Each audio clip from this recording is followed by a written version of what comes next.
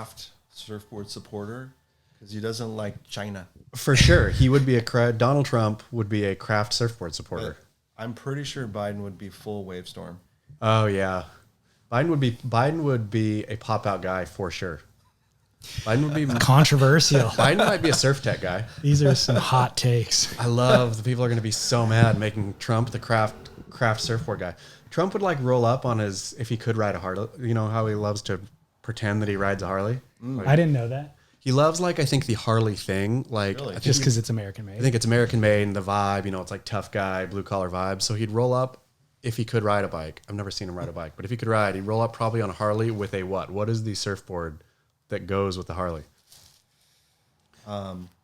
Like maybe a Stewart with flames on it. Yeah, That's good one. Perfect. You nailed that. An egg. No, a fun board. Fun board. Sorry. Yeah, a Becker or a Stewart with flames on it. That is so amazing. And Hilarious. Like one of those detachable ponytails. Oh. Welcome to the Grit. Gentlemen, we have a special guest today. Every day is my birthday when Devon Howard is here. Oh, it's your birthday. Today is my actual birthday. No, by the way, I didn't want to spoil the surprise, but that is why Devon Howard is here today. This Devon Howard is my most favorite present of all. That is why Devon Howard is here today, Chaz. Did you really? It is your birthday.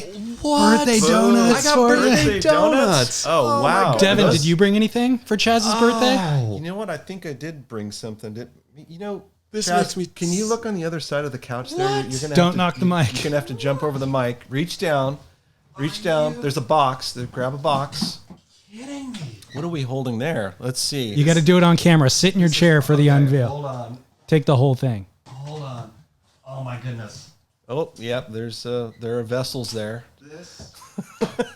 So You guys. And you thought we didn't know. You guys. Come on. I think that's This a is- slide off the top. This is really Little truly. slider on the top. Move it. Slide it off to the right. Oh, There we go. Hopefully it's not wedged together. I tried to get my goodness. Warshaw to get down here. He couldn't make it. Oh my goodness. I truly am shocked. And you guys are going to make me cry.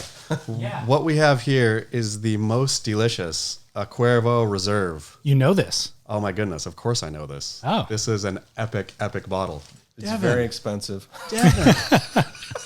Devon Howard. Are we going to do shots right now? I think we have to. We're welcome to. sure do. And donuts. We sure do. And we've got glasses there. So while you're enjoying that, our buddies over at Cuervo wanted you to have a great birthday. And This makes me weep. I've got something for you later, David. We didn't get the top shelf. This is like the super duper rad stuff that not very many people get. But at least we'll get to taste it. Do you know anything about the bottling? Like what's special It's just about a special reserve. There's a little story on the side of it. It's just something they made a super limited batch of, and it's got a different. Does it say añejo on it? I can't tell which kind I of. don't know if it's a, hold on. it? It says De La Familia, which I always thought was funny. Going down to Baja, the Corona, big bottles of Corona are called like family sized. Yeah, As if you're going to drink it with your kids and stuff. You know, it's like, come on, get grandma, bring the kids around. Let's have a family bottle of Corona. This is an extra añejo. Extra añejo. Extra añejo. So it's extra old. So añejo's aged, the aged tequila, obviously. Yeah. So happy. Cool. All right. Seated positions. Thank you. I'm wedged in behind this table here. You Well, really put a Cheers. tear in my eye. This Thank is you. our Cheers. social distance cheering. Thank you Gents, so much. Chaz, Thank happy you. birthday. Happy birthday. Devon, thanks for the And- booze. Oh, Dev. I'm going sip. I'm a Yeah. sipper, but This is so smooth. This Clean. is such a smooth. Oh. Clean. I'm a sipper in general, Thank but you. for Do a you- birthday do you- celebration, you do you hit a work with shot. Cuervo? Come on, buddy. I Hit me again. I don't work with Cuervo, but I have a friend, Randy Hild. I don't know if any of you guys know Randy Hild, but just a great guy, part of the surf community. He's actually the brainchild, if I understand this correctly, of Roxy, the brand. Oh, okay. He was at Quicksilver for a long time. Yeah. And I remember hearing stories about him. Great guy, collects surfboards, has really good taste. I love the guy. And anyhow, on my way down, I was I just learned it was your birthday. And so at the last second, I'm like, Randy, do you have any Jose, like really amazing Cuervo kind of in your garage? Like the stuff you could just grab and give out. And so, and he's a big fan. He looks at Beach Grit all the time. He knows exactly who you are. So he was stoked. Well, thanks, Randy. Thanks, Randy. Randy's a name that I've known kind of throughout the years. I just have never met him or spent any time with him. Somebody did just send me, I guess Vice does a podcast called Extremes. And there was an episode with one of the founders of Roxy that ended, it was a female. I don't remember. I'll have to actually research the story before I start hyping it. I'm not sure. I like me some Danielle Beck. Do you like Danielle Beck? Yeah, she's great. Danielle Beck is phenomenal. Really? Yeah. Well, at any rate, happy birthday, Chaz. It's also a big week for you. It's a book release week. Yeah. So lots going on. Lots going on. Tell us how you came to be interviewed by David Petraeus. Oh, I was the one interviewing David Petraeus. Oh. So it was a financial, like super exclusive, invite only, weird, upper level financial conference thing. Okay. With like, the biggest, whatever, hedge fund managers and whatnot in the world. And so they have like, David Petraeus level speakers, who David Petraeus, for people who don't know, was for a long time, or like some, whatever, I don't know how many stars he had, 3-star general, something way up, I think he was in charge of CENTCOM, the Central Command, or maybe He was head of the CIA. He was at the and then moved to head of the CIA, and then got kicked out because he had an affair with his biographer. So he was, I think, supposed to be talking about oil futures or something, just giving a general picture of the Middle East for this conference. And the conference founder guy had read Welcome to Paradise and loves to throw curveballs at the conference goers. And so thought, okay, you've been in the Middle East too.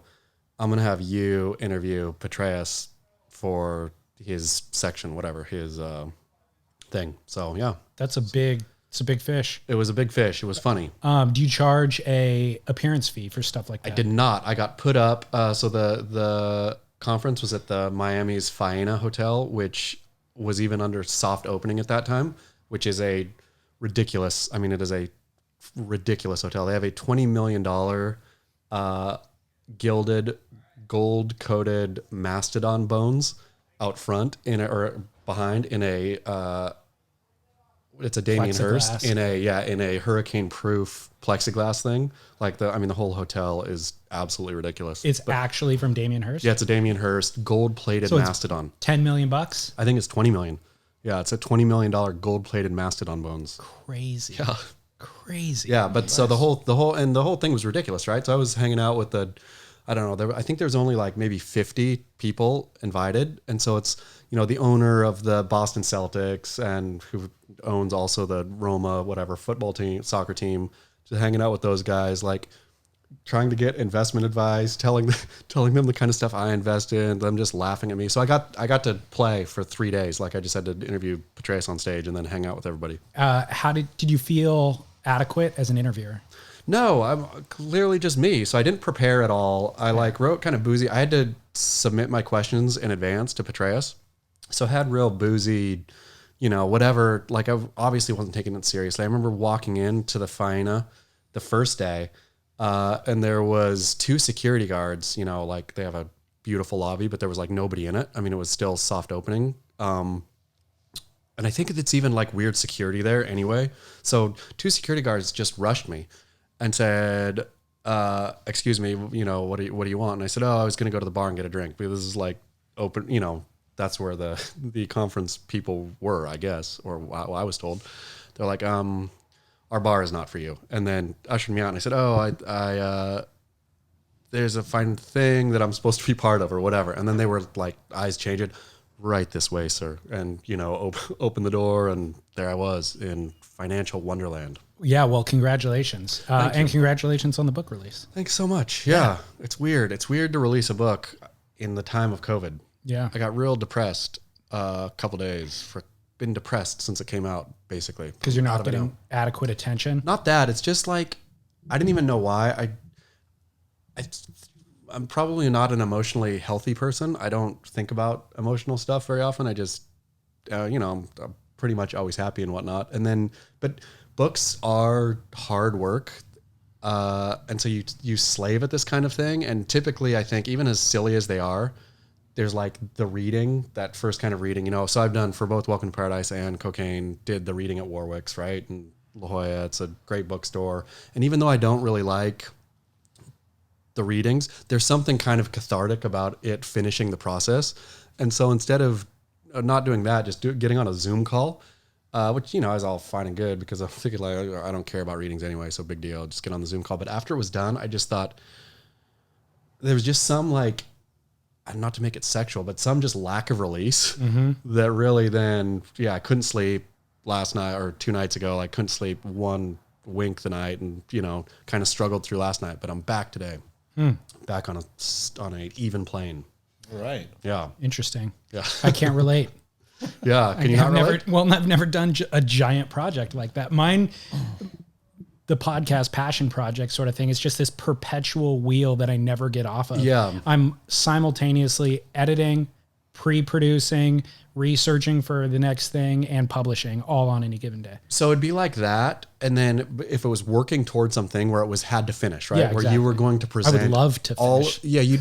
But then you present all of your podcasts, now they're available in whatever form they're available in, and the project is over. And then it's just crickets. I've thought about we should do seasons. Some podcasts do seasons so that we could have like a 2-month break at some point in the year. Because all the years just blend together at this point. Yeah. It's funny. I was looking back at a picture somewhere. Oh yeah. I was flipping through my computer trying to find pictures for the book stuff, and saw one of me and you where we, like, you in particular looked like a baby, like realizing how long we've been doing, like every day feels like Groundhog Day, right? Like, where was the picture from? It was it was like at I can't even, it was either your I don't know, brother-in-law's or whatever backyard. Remember when we did that one? We did it, or your sister's. We did someone that was in a backyard in somewhere. Oh yeah, my aunt and uncle's backyard in Del Mar. That one. That's right. Yeah. So that one, and there was one even earlier than that. That's I think that I had a hilarious, picture dude. of where it was just like realizing how long we've been doing this.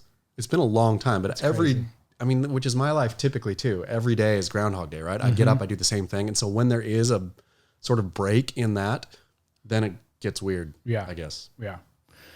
Well, let's give a shout out to Album Surfboards that are hosting us here today. I offered them donuts. Nobody. I'm so excited. Nobody took one. To dig into one of those. Maybe donuts. they'll go for the tequila though. They probably will. We'll have to check on the way out, but I don't know if he's going to want to part with that. Or if it'll still be full by then. It'll still be there. It might be empty by then. This is really. Oh my God! This is going to get sloppy. You better get to the important stuff before. No. We wait until he's drunk to get to the important stuff. So Chaz, like a dirty water podcast. If that's. It's 10:20 in the morning. Yeah. On your birthday, is this your first drink, or was this tequila? Oh, okay. Yeah. Okay, cool. This is it. You guys gave me my first drink.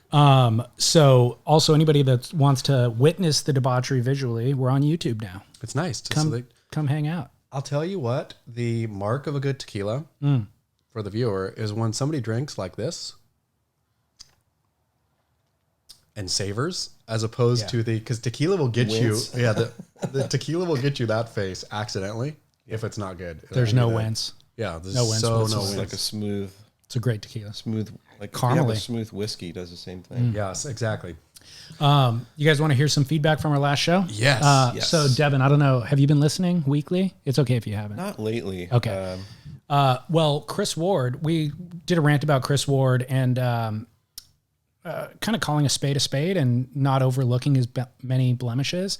And his ex-wife, Michelle Ward, chimed in on YouTube and gave us this long explanation of how he's changed his ways. Really? And how they're really co-parenting healthily with their child Great. now. And he's helped out a lot during COVID and whatever is all really glowing. So a listener chimed in on that and said, hey, stoked to hear some positive press on Wardo. It's so easy to judge people for their past mistakes and freeze their moral standing in a snapshot in time. I was surfing at my local down here in San Diego, small south swell, nice conditions, a small crowd.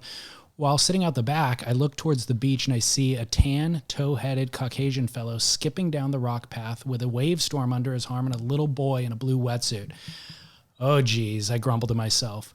A few minutes later, I noticed somebody paddling up near me, and voila, it's Mr. Ward, with who I presume was his son, baring his teeth, squinting, and his tiny hands clenched on the nose of the board. As one would expect, Ward found barrels where there previously were none, put on a tandem soft top clinic for the crowd. Pro surfers can often be entitled, aloof, and egomaniacal. Not the case with Wardo. He actually struck up conversation, split the peak, and generally seemed to possess a light-hearted, humble approach to surfing.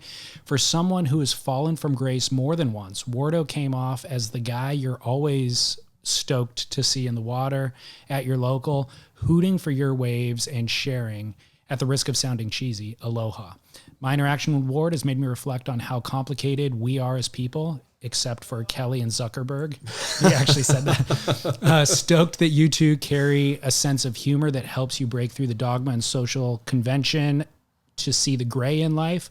Also, just got my pre-order of Chaz's new book on his Middle Eastern adventures. I lived in Egypt for a year and studied abroad at various parts of the region from 2014 to 2017. And if the prologue is any indicator, I'm in for an excellent read. Cheers, Alejandro. Alejandro. See, in the cancel culture day and age, right? I knew this is where we were going to go. Yeah. But what do you think, Devon Howard, of like, I mean, I think he put it beautifully of these, you get locked in a snapshot of one moral or, multiple moral deviances or things that are very, horrible, right? Not unforgivable, but I guess that's the point at the end is. Well, all the stuff that happened to him, all the trouble with the law was before this cancel culture thing. And in those days, a lot of the celebrities were the ones that would get away with stuff. They would do some heinous stuff. Politicians, actors, actresses. It's only a more recent phenomenon where you're like, okay, we're really canceling these people. So it's kind of cool for him that all that stuff happened. He's got some redemption, it sounds like. But I think that this illustrates why we shouldn't embrace the cancel culture, which some people call revenge culture. And this, human beings make mistakes. They need to be allowed to correct those.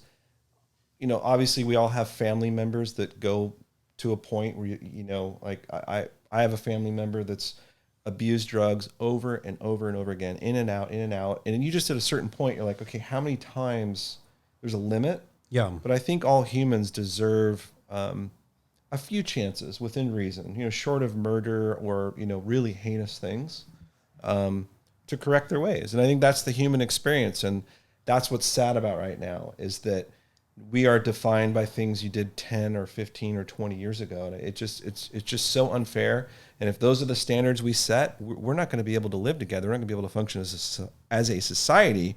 So it's nice to hear that someone came out and said something nice that sounds like he's corrected his ways or making major steps to do so. That story I thought was just like, when we were even talking about it, I wasn't really wincing internally, but it's really an ugly topic, right? I mean, it's like full on spousal battery, or I don't know if they were married or it's unfortunate. They were married, and it's unfortunate. There's an image that she posted. I don't know if you remember this, but she got into his Instagram account and posted a photo of her own battered face. I've seen that photo. It's gruesome. It's shocking and appalling. Yeah. But the fact that story led to something almost cathartic in this day and age where there's, again, to Alejandro's point, where there's such limits on gray, like black and white is everything now, and gray is a tiny sliver. But to be able to try to push that gray a little more, I think benefits everyone. Where, not that we all should live in the gray, like I think black and white are important, but gray is also important. But it's I don't know all the details of the story, but the difficult thing about today is that our snap judgments off of an image, off of a video, the Covington kids, you can go on a million things. You just have to be, really careful to go, okay, whoa, what's going on? Like Johnny Depp.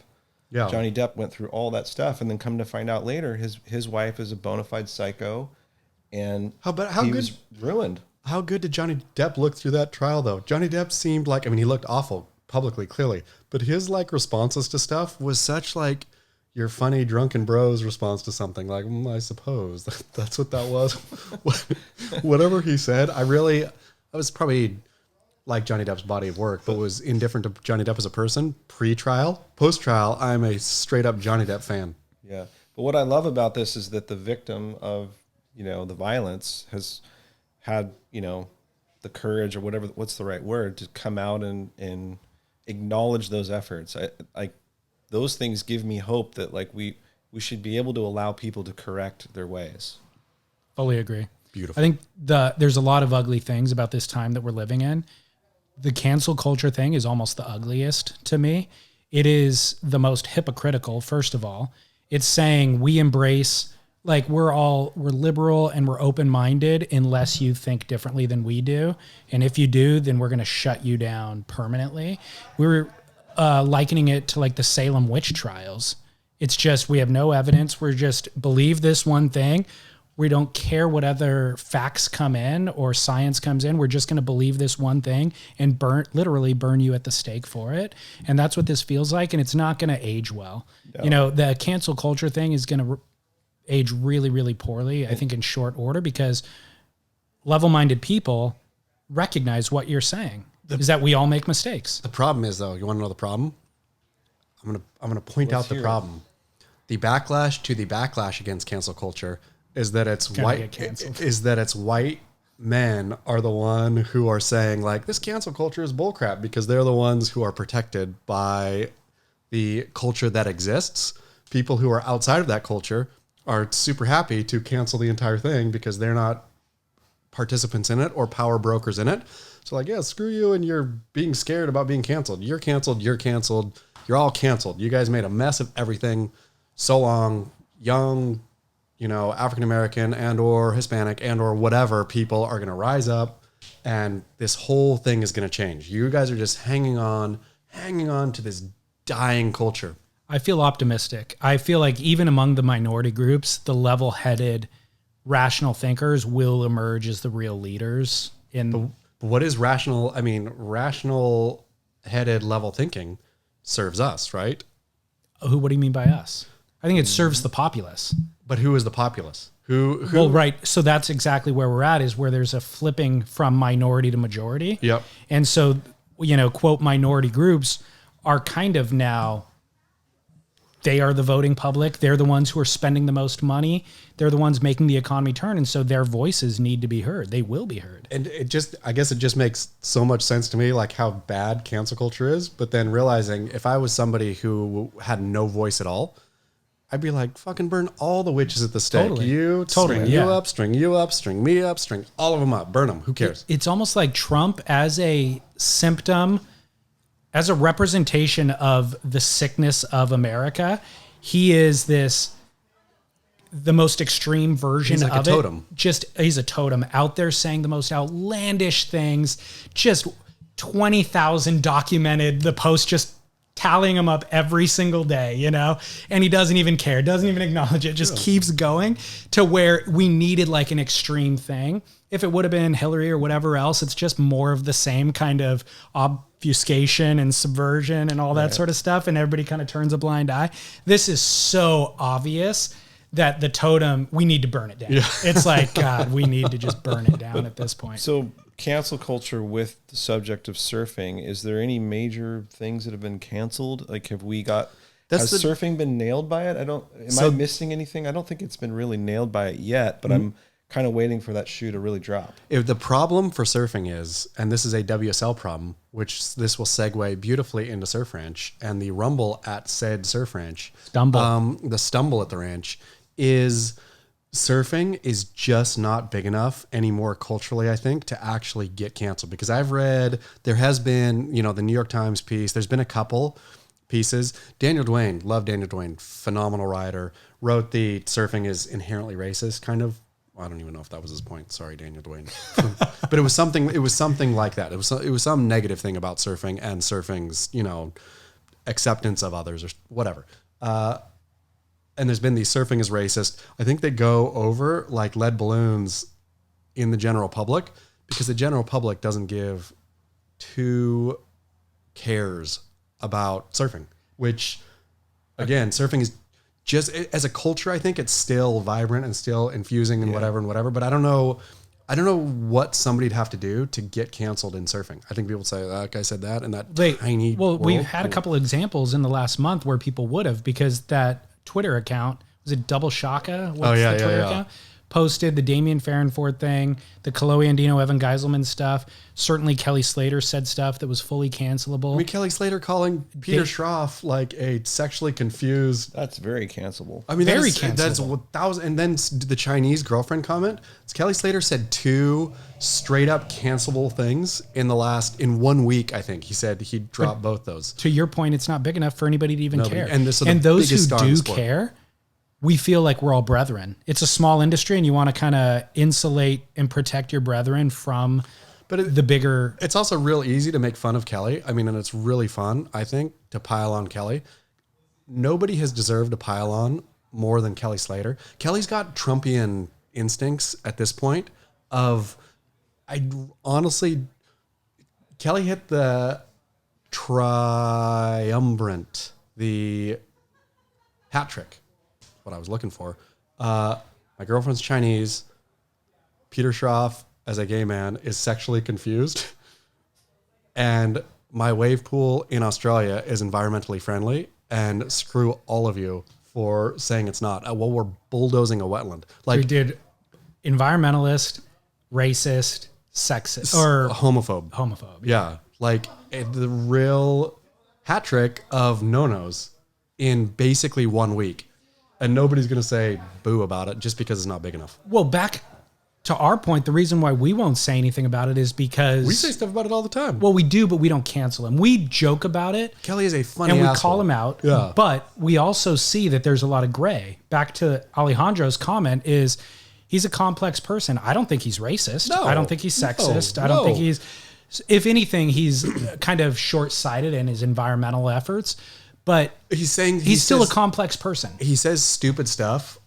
But I guess to Alejandro's point too, though, I love that Alejandro is we should have Alejandro on as a guest next week. He's been emailing for years. He's been listening since the very beginning. The Zuckerberg and Kelly really do feel like two peas in the same pod in terms of sort of locked in their thing.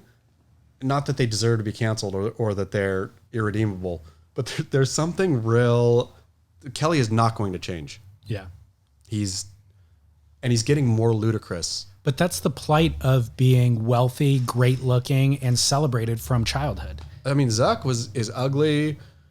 He's had it for a long time, though, now. He's got enough people around him saying yes, or probably saying that he was a genius since he was a kid, at the bare minimum. Yeah. You don't have enough people around you kind of setting you straight, you know? That's the ultimate. He had the Winklevi. Yeah, he did. My take on all this cancel stuff is that it's just a distraction from like real issues. That's all it is. Like you can everything's political now. You can sum it up in very quickly. Well, the main people at the top run the show. Those elites that you were rubbing elbows with at that Petraeus thing, those are the people that run the fucking show. They're like these bureaucrat type people that they just want to keep that running. They want all of us. We're all just plebeians. We're all nothing. If you make $1 million, even if you make $1 million or $2 million, you're still nothing. $1 million We're is down nothing here. anymore. $1 million, you might as well make $50,000 a year in terms of like the pyramid. And so my take on all this is like, I'm just watching us all turn our guns on each other. And I'm watching in the last, honestly, since Obama went in, I'm just seeing like racism, all these things are just rolling back. Everything's getting worse. And identity politics is a tool that's used as a wedge to get us all to turn our guns on each other. And so we're all fighting about all these things. And meanwhile, all these people at the top are pushing all this stuff through. And I'm here calling you're a racist or check your privilege and all these different things. When the fact of the matter is most of us want the same things in life. We want to be able to provide for our family. We want to be able to say hi to our neighbor. We want to be able to be safe in our neighborhood. Like, can't we agree that these are all things that we really want to do? And so why are we sitting here going, you dressed as a Rastafarian 10 years ago. Fuck you. You're done. You're a fucking racist. You're right. You nailed it. Or you're a sexist because you believe that the men and women are biological, like that's a biological truth. But if you say otherwise, or if you don't say Latinx instead of Latino or Latina, you're fucking canceled. You know, and you can go Even down though the the whole term changes next week. You can go down the whole list, and I'm like, why are we fighting each other? We're literally all going to the same 7-Eleven and buying the same Snickers bar in this whatever. Like, we're the same. Are you kidding me? Like, so this is crazy. I think it's done on purpose. I'm not a conspiracy person. I think it's just part of this system that goes back to like Woodrow Wilson, like 100 years ago, to when it's like the government has all the answers. So the more that we need the government, we get more people to buy in on that. And then anyone who disagrees with that, let's turn them into groups. We're going to judge you by your skin, by your genitals. Just circular firing and you squad. guys all circling the firing squad. And it is like, I hear this with my friends. I see it and I'm just like, you guys, these aren't the droids you're looking for. Like, seriously. Like, I could go on forever. It's so frustrating. And now the cancel culture is it's manifesting as this new weapon and this new tool to get us to not think about what's really going on. And fortunately, it doesn't seem like surfing's got that bad. And when you're out in the water, I feel like people want surfing to be the thing where it's like, just shut the fuck up. I think surfing has that somehow natively, weirdly, oddly, is like the antidote to everything else, because it's still in the water about the social order will not be broken, and that's got nothing to do with race, sex, anything. Anyone is out there who knows etiquette will get their waves, right? Anybody who out there is ripping will get more waves. Anybody who out there is the most talented will get the most waves, right? Where it's just, I mean, it just is such a meritocracy that cannot be beaten. Like, I've been out with stinking Coco Ho surfing crap D Street, right? In Encinitas, with everybody peeling off. Oh, here comes Coco, right? There is a woman of color. She should be the one. Obviously, she's a pro surfer, but she's a pro surfer because she friggin' rips and is amazing. So she handles herself. She gets her waves. It works out. It's straight meritocracy, I think. What do we know? In regard to white man, in regard to Michelle Ward, kind of setting us straight about her personal relationship. Can you fill Devon in on the Pat Curren controversy? Devon wasn't aware of what was going on. Devon was aware that there's a GoFundMe set up to support Pat Curren, but what's developed since then? I haven't gone deep on that. So it's just so, I mean, this again, to the whole point of everything being what is happening, where there's a clear family struggle happening. I don't think it's between Pat and his sons. I don't know what it is, but Pat, somebody came up, a surfer came up after surfing Swamis, saw Pat and his wife and a special needs daughter, I think, or is his daughter? Yeah, I believe maybe autism, but I know there's something going on there. So living in the parking lot at Swamis. In a van. In a van. Heavy. Couldn't believe it. Set up a GoFundMe. Pat's 88. Yeah, Pat is 88. This thing, I think Beach Grit was the one who really lit the spark on it, right? Like, so I think the GoFundMe was around, I don't know, something, 20,000 or it was set a goal of 100K. Yeah, but it blew way past 100K, right? Did it? I think it did. I don't know where it is now. Maybe they capped it at 100K. They got to 100K. That's incredible. I mean, right away with the story, right? Like, people see Legend Surfer living in a van down by the river. Yeah. But then, okay, why is he doing that? Where is Tom and Pat? And then Pat's wife or was it Pat or Pat's wife? It was Pat's wife, right? I think it was I saw Tom's wife. Tom's wife? Yeah. I guess I'm not as... My interpretation of it, and check me if you have other facts, was Paul Schmidt, surfboard shaper out of New York, listener of the podcast. Yep. He's the surfer that Chaz is talking about that encounters Pat Curren. Okay. And so he develops a relationship with them. Relationship quote, like, talks to them a little bit, maintains contact with them for a period of time afterwards, and with their own approval sets up a GoFundMe for $100,000. Amazing. Well, Tom Curren via his wife and also Joe Curren directly on Instagram come Joe out. Curren, that's what I meant. Come out I after. think it was Joe's wife. Okay. Well, they come out after a few days and they say, hey, we can see what's going on with this GoFundMe. We were not contacted. As Pat Curren's kids, whoever's running the GoFundMe never reached out to us. Crazy. This is a family issue, and we've got this. And so I would appreciate if everybody just kind of hold your horses. Right? Hold your horses. Yeah. And also, they said, we hope, Joe Curren specifically said, we hope that this money actually ends up going to our father because we don't know who this That would change interloper his is. life. Yeah. So what it appears, kind of now seeing all it develop a couple layers beyond that, kind of my perspective on it is, Paul seems to be trying to do the right thing. There seems to be tremendous complexities in the family. Maurice Cole went on the Beach Grit comment section and said basically, hey, Pat abandoned his wife and children. And so Tom and Joe have strong feelings about Pat. And if he is destitute, like that's for them to sort out or not. Like, because I guess a bunch of commentary was basically pointing the finger at at Tom and Joe, the kids, saying, hey, why haven't Tom aren't and you Joe helping gotten your involved dad? and helped your dad? So that's when they then Okay. grabbed the mic and said, no, we have helped them tremendously over the years. It's at a point now where he doesn't want help. Or I think Tom's wife even said, we offered him a place to stay as early as last week. Him, his wife, and his kid, a place to stay. And he said, no, thanks. So whoever this interloper is, we hope that he has good intentions, and we hope that the money actually goes to Pat and his family. Yeah. But we think that we should have been contacted. And I think what's not being said there is Tom and Joe, who know that their father has struggled for a while now, probably want to keep it secret. It's probably This is embarrassing. such a private thing. It's such a private thing. This is really It is crazy. It is crazy private. Great that $100,000 is raised, I think, but I'm trying to weigh that who out. knows? I'd be so Even if- embarrassed and so off-put even if I Pat was in gets- that situation. Even if Pat gets the 100K, my question right now is, I know Paul's heart was in the right place. For sure it was. Sure. But is the $100,000 worth this kind of public embarrassment for the family and their legacy? I think it's for the family to decide. And the family could have decided to do that GoFundMe page if they really needed it and wanted it.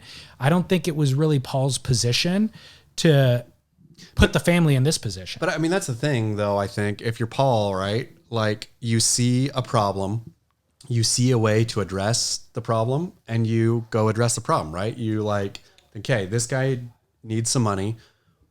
There's structures out there that totally we can get this guy money. Let's just he's a fixer. Let's fix this problem. he's a surf legend. Let's fix the problem, right? Working the problem, but then working a problem. I mean, it's just, I guess, oddly, this whole current thing is so off-putting.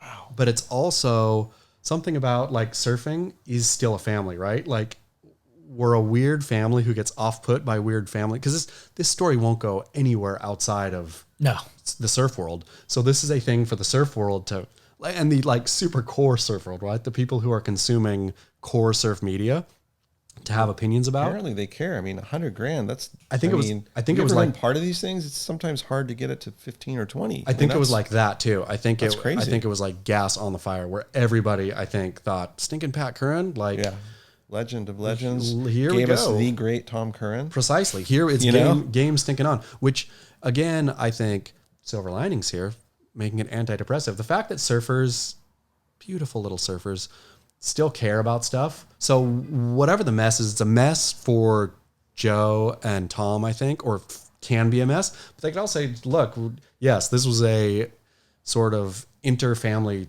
struggle thing that got blown out.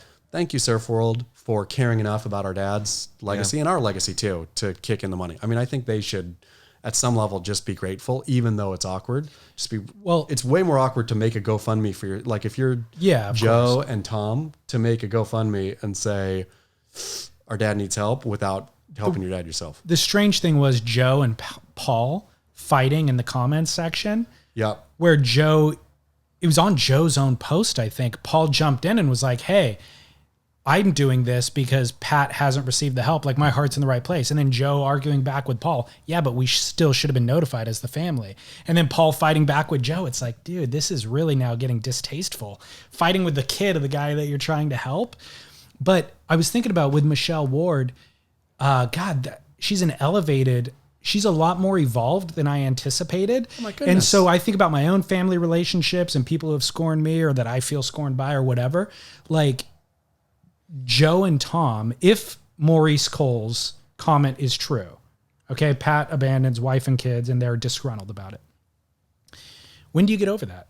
I mean, when does that become more of an infection in you and a cancer in you than it is kind of, I don't know, gonna. But what if your dad's just a total dick? I think you recognize at a certain point, but that's because they're hurting and their dad hurt them. Sure. And they're a damaged person that needs love, and they've never seen love. But thankfully, because of this, life that I've been able to live, I now understand how to give love. And so I'm going to gift that back to my parents who never really had the opportunity to gift it to me. I guess that would be the evolved version. I mean, we shouldn't, it's so private, we shouldn't even be talking about it, but you have to factor in too, we can't assume that Joe and Tom are financially set to like hook up. Sometimes you can't help your parents. Like the only way you can help them is to bring them in, like, but you can't just start like forking out money, right? Totally. Like my father has Alzheimer's.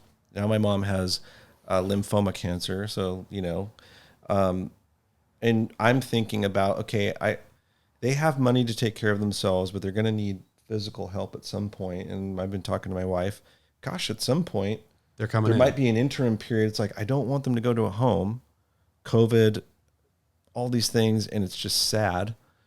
Could we figure out a way where we bring them in and just have them nearby, and everybody has different situations. So I think the biggest, most frustrating thing if I'm Joe is whether money or whatever, just let us kind of manage this. And dude, thank you so much for doing this, but we need to just cut this thing off and let's hit reverse thrusters and like, let's get out of here. Yeah.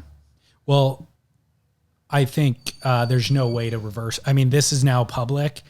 The unfortunate thing is there's no way to reverse thrust her out of this. It's a story. Everybody's talking about it. I've got everybody DMing me. Kelly Slater reposted it in his stories, directing attention to the GoFundMe. Like once the GoFundMe, it's out of control. Once the GoFundMe got public, I think everybody was on like, for sure we're helping this guy out. But again, silver lining, God bless the surf community. Yeah. For like really without full knowledge, really stepping up and It does a lot. I mean, that's it does. amazing. It's pretty sweet. And thank you to everyone listening that maybe people on here put $100 in. Sure. Totally. Anybody who put money in should not feel bad, I think. No, and I think that Joe and Tom would probably be happy if their dad got that $100,000. Sure. They'll be fine with it at that point. They're bummed out about the family kind of whatever thing. Airing the dirty laundry. Yeah, that's what they're bummed about. Sure. They're not bummed about the money. Sure. Should we do a stumble at the ranch segment? Is it even news? It is. Is it important? We have Devon Howard here, who is a representative of the WSL of the World Surf League.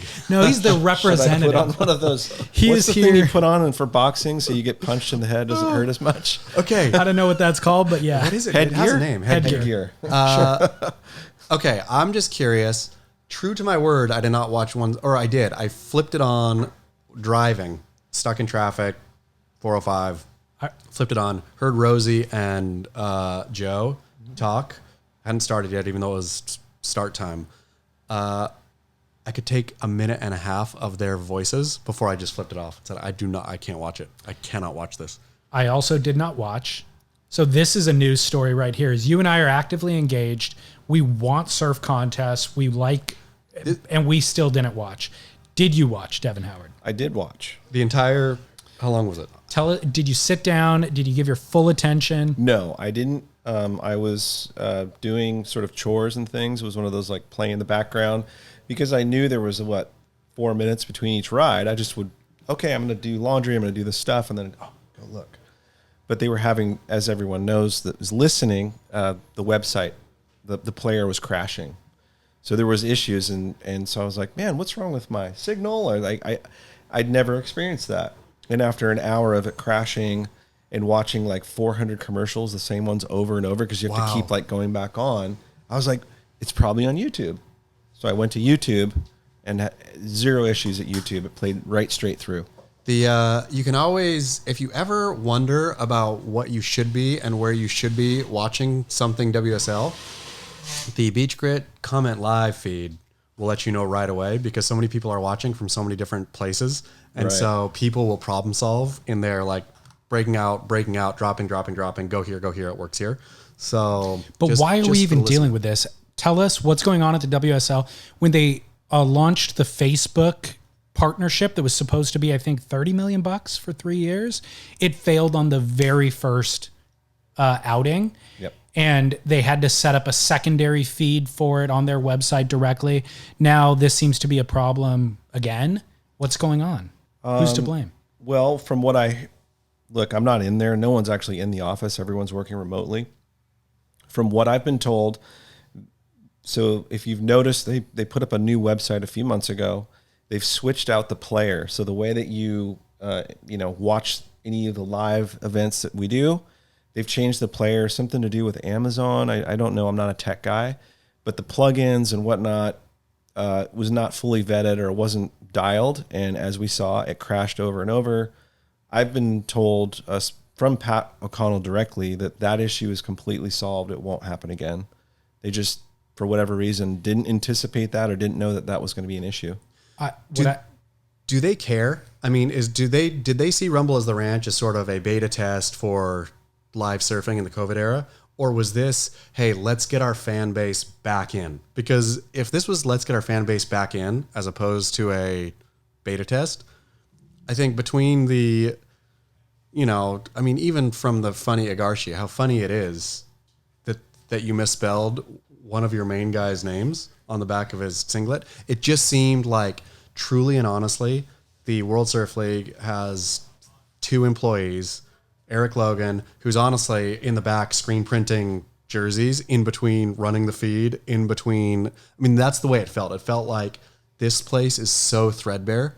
2 employees, Pat O'Connell and Elo, neither of whom have any tech savvy. Yeah. Because the player situation, I don't even accept that as an excuse, because you guys have all but announced that you've pivoted into a media company. If you can't get the media streaming effectively for your viewership to watch it, yeah, that is the A, B, and C steps Yeah. in what you're trying to do. We've talked about this on the air too, is that nothing's available. Certain things are available on YouTube versus the website, but not everything is. Like whatever lawn patrols they're doing, there's 8 episodes on the website, but only 3 are posted on YouTube, but the 3 aren't consecutive 3. It's like 1, 3, and 7. So what happened to the other episodes? Like, did you guys just forget to upload the videos to YouTube? Like, there's so much confusion. Yeah. So then, like Chaz was saying, is this a resetting? New website, new event. Let's reset, roll this all out. By the way, nobody's running tours, so we can focus all of our attention on this. And then Canoe Garage, there's 16 athletes, one of whom's name is misspelled on the back of their jersey, plus the stream doesn't work. I mean, aside from the boring aspect, which we all anticipate, it's like, it's a shit show. It's embarrassing. Yeah. It's at the point where we've been we poke fun when when there's opportunities, but it's at the point where it's like, oh my gosh, have we been right? Like, this is actually threadbare is a great way to put it. It's not good. I'm going to real quick before you answer, Devon, give the listeners a birthday present. I've got to bounce. You got to cancel your other meeting. I've got to cancel your birthday meeting. I can't do it. But the biggest gift is people don't have to listen to me bumble and stumble longer than I normally do. Devon, I love you. David Lee. He has a sailing appointment. Well, can you fill up our glasses? Yes. Yeah, leave us with donuts, yeah. I want these donuts. Thank you, Jose Cuervo. Thank you, Randy. So, Randy did mention if Jose Cuervo is doing something, if you go on Surfline and just go on to Surfline, click on the Jose Cuervo, you could win a chance to go to Kelly Slater's Surf Ranch. They've been great about supporting the surf biz. Yeah, they have. They're really good have. guys, and they actually really care about it. And yeah, I like their vibe. So, what'd you get? A towel? I got a towel and a tote. Jeez Towel Louise, and a tote. dude. I mean, I made out like a birthday bandit. You are Amazing. Cuervo'd up. Cool. Enjoy. Well, happy birthday. Thank you so much. We'll send you this episode this afternoon. Cancel me when I'm gone. Okay. You are so canceled. You're canceled for riding a mid-length. Oh, I love it.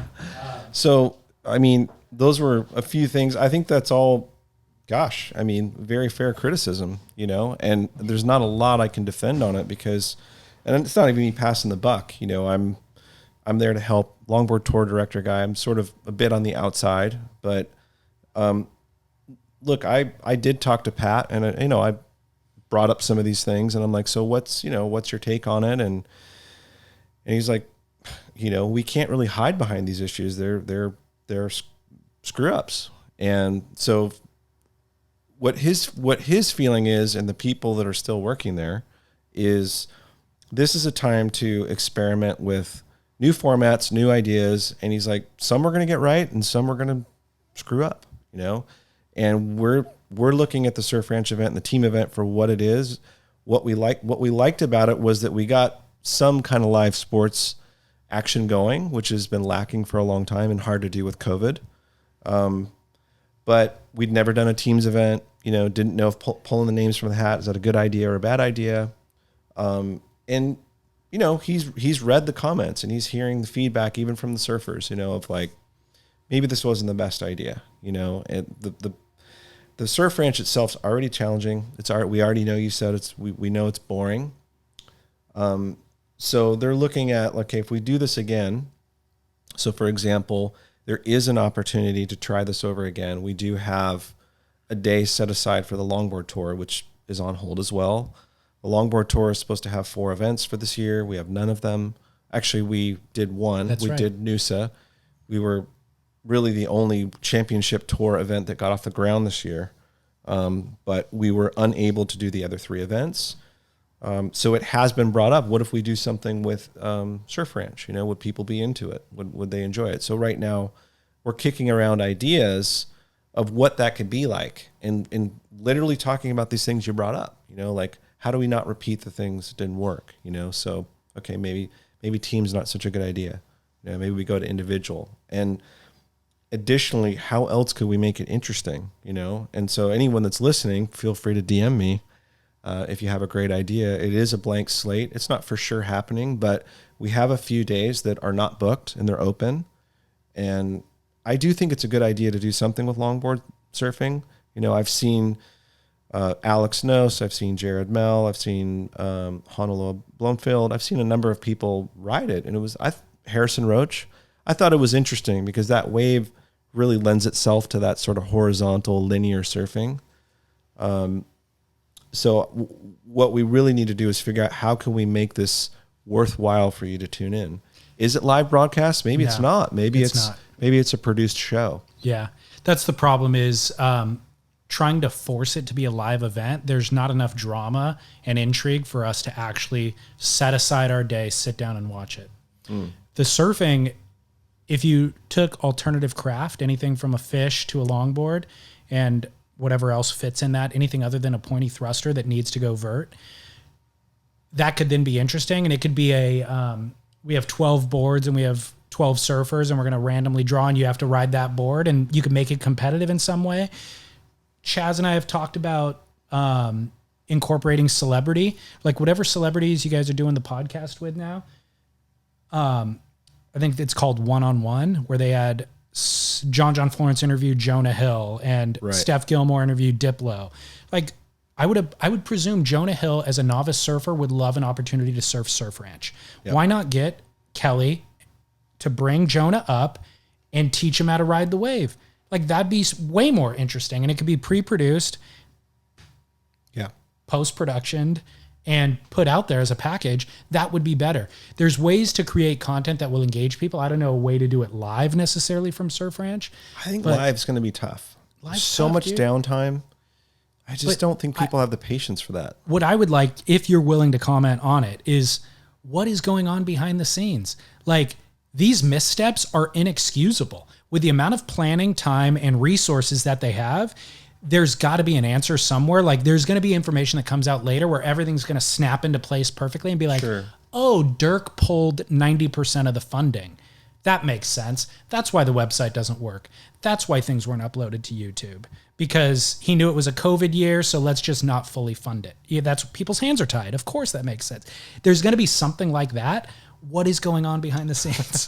I mean, dude. I'm not trying to deflect. I'm looking at this full glass here. I might have to. Exactly. I don't know if I've ever had tequila before noon, by the way, but this is here's really good. What I want to say also, while you think about how to respond, is, oh, sure, we'd like to do events during the downtime. We have this wave pool. Let's do it.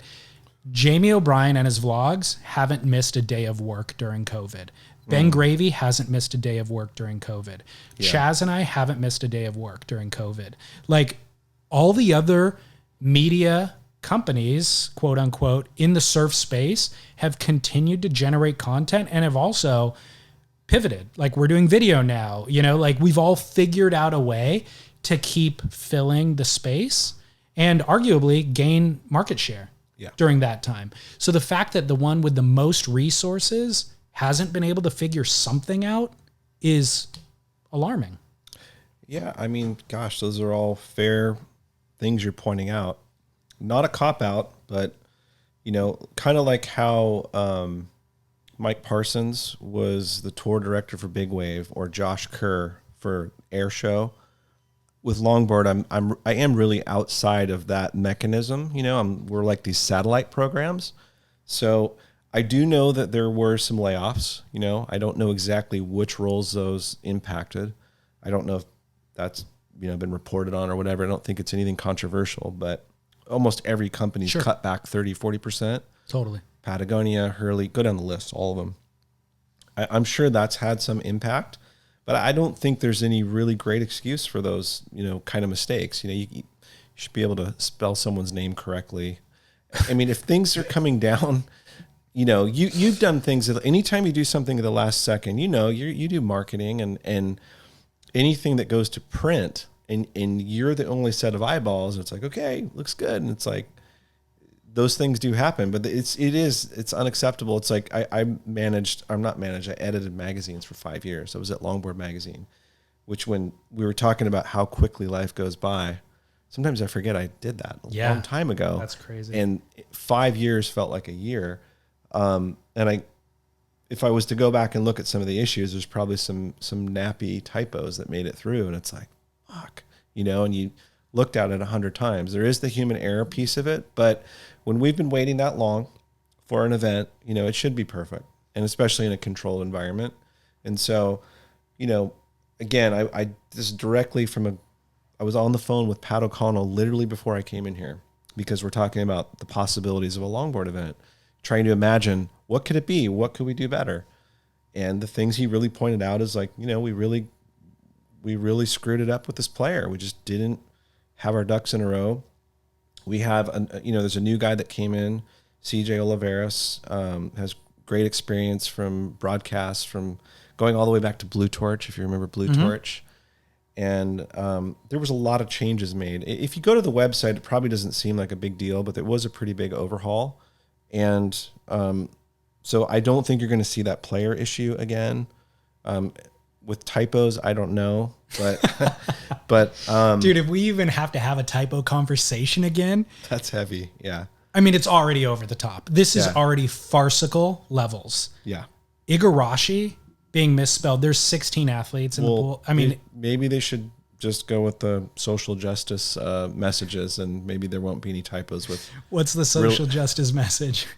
Oh, well, the surfer would have to pick it. I mean, have you tuned into the NBA lately? No.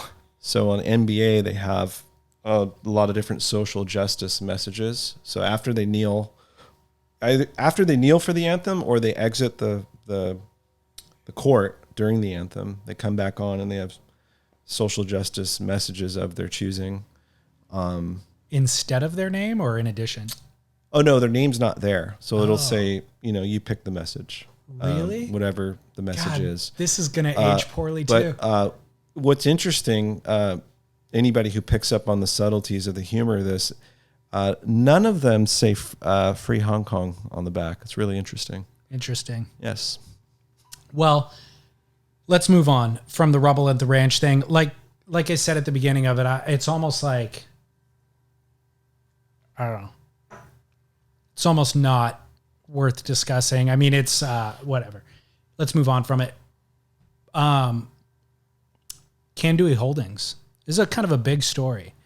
Bob Hurley, the whole Hurley family has left the Hurley company, obviously.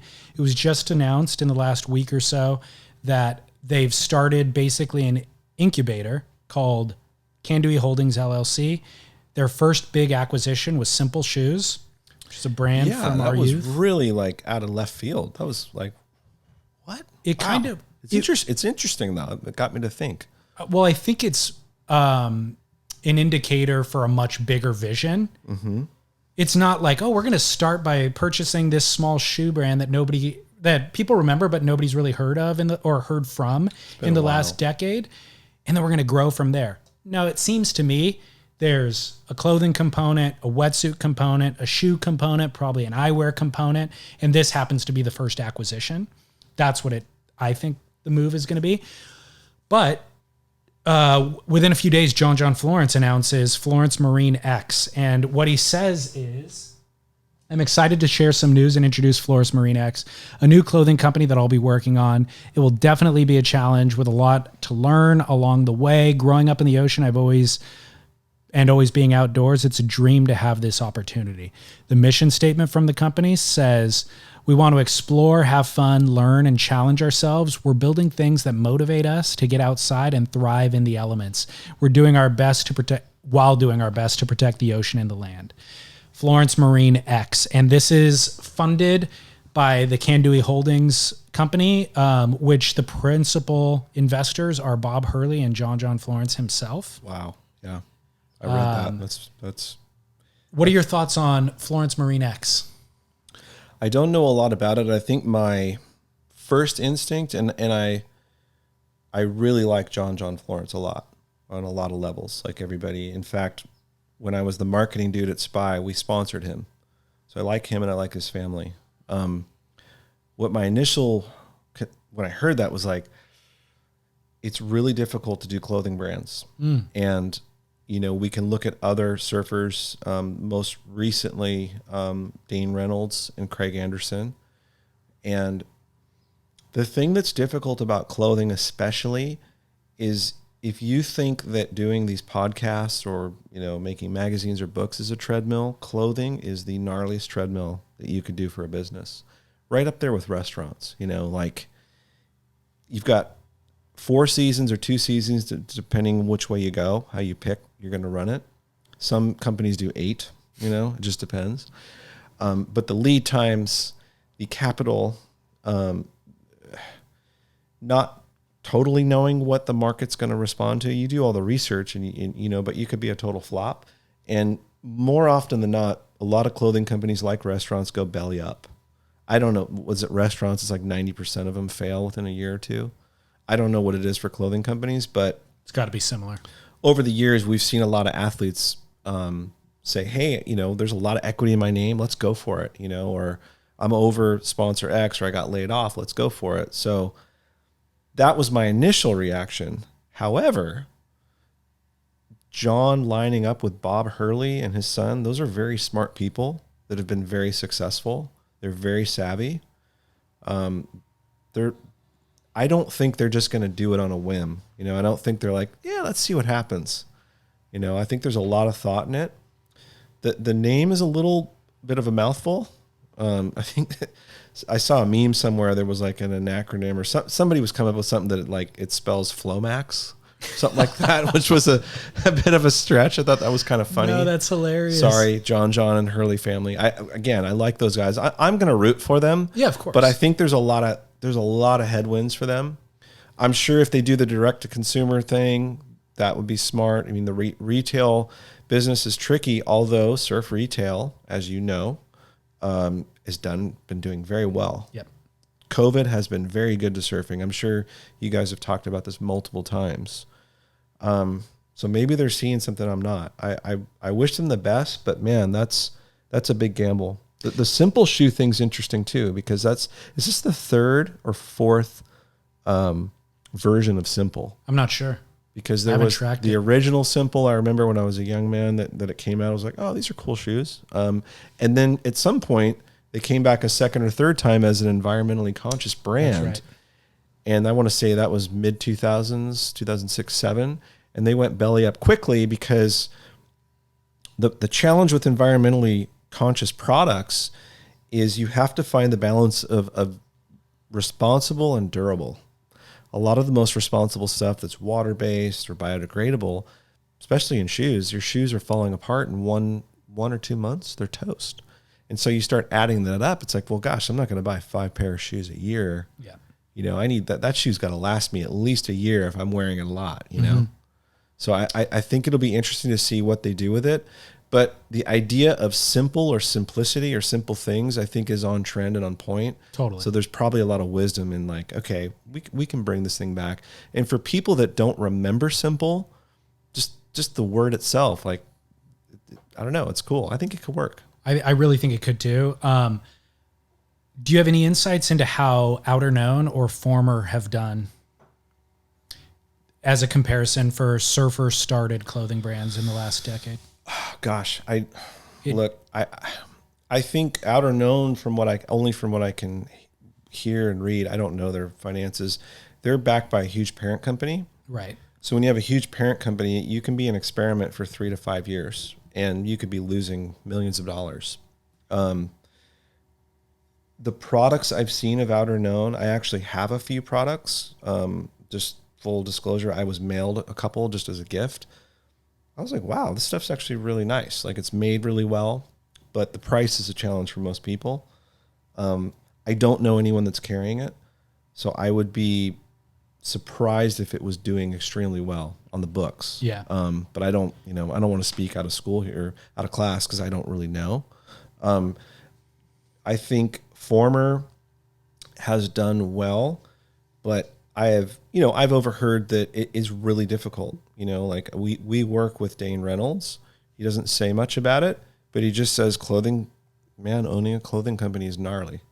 He has 3 kids. He has a wife. He's supposed to be surfing at a high level and have this brand. Yeah. And at a certain point, he pulled a lot of it back into sort of home and was like shipping stuff right out of his garage. I think he's since now gotten into a space, and I think he's gotten things into a better place and hired the right people to help him.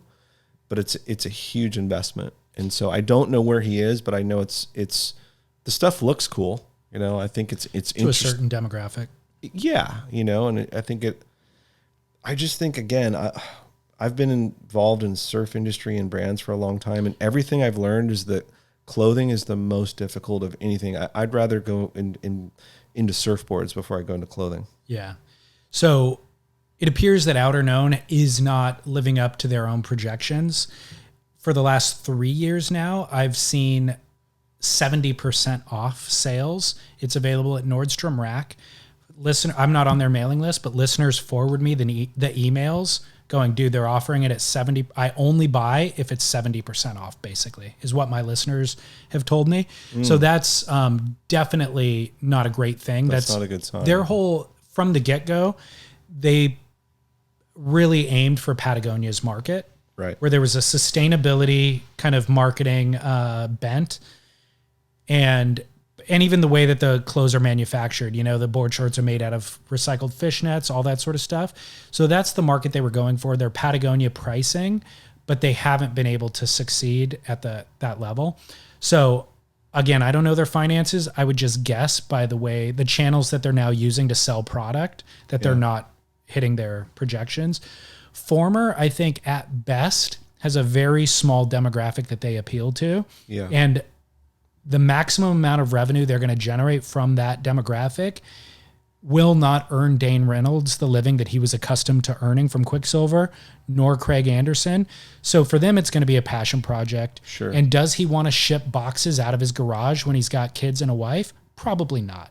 He should probably take the few $100K from Vans a year and maybe get another sponsor and just be happy and not have to kind of do the grunt work that's involved with that fulfillment, with product fulfillment, with hiring and firing, with the accounting, with everything that comes with those headaches.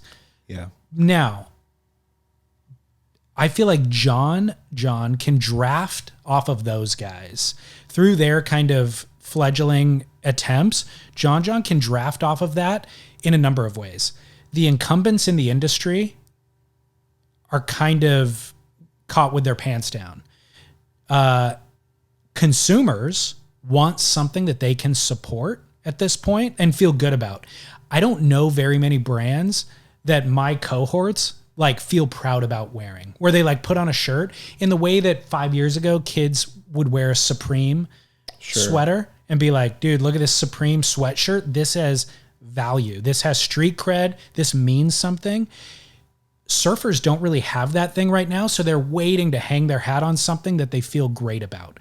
Like if Marine Layer put out clothing when it was in its heyday, Dane Reynolds' website, if they put out merch, that would have been the hottest commodity at the time, you know? So I feel like John John has so much authentic credibility that people want to be able to support it. Yeah.